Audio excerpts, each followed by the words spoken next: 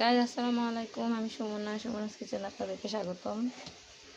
এখন আমি সবজি রান্না করব, শীতের সবজি।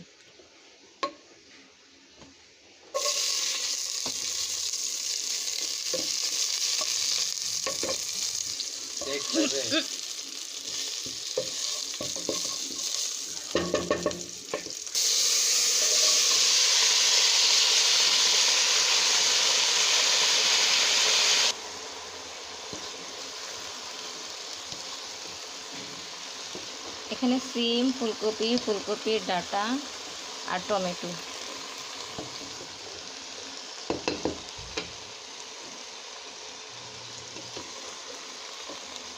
শীতের সবজি ভাজি খেতে বা সবজি খেতে তরকারি দিয়ে ভালো লাগে।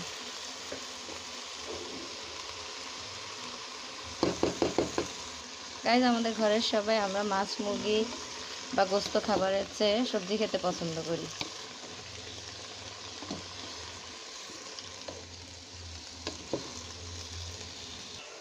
এই যে আমি এই মুহূর্তে এই যে মরিচের গুঁড়া,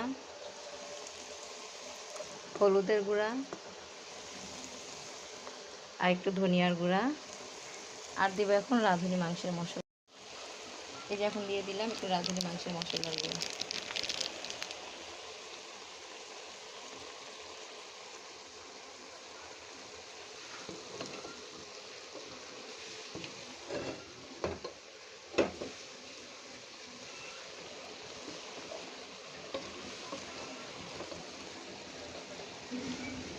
রাঁধুনি মাংসের মশলার গুঁড়া একটু দিয়ে দিয়েছি, লবণ পরিমাণ মতো দিয়ে দিয়েছি, সামান্য একটু হলুদের গুঁড়া আর মরিচের গুঁড়া 2 চা চামচ। চা চামচ না, এই যে ছোট চামচ।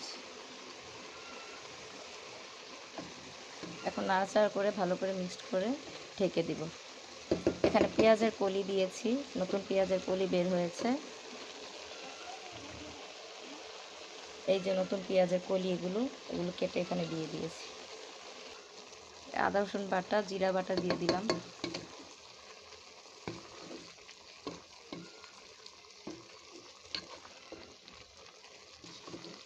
সবজি মজা করে রাঁধতে পারলে আপনার মাছ মাংসর থেকে সবজি খেতেই ভালো লাগে।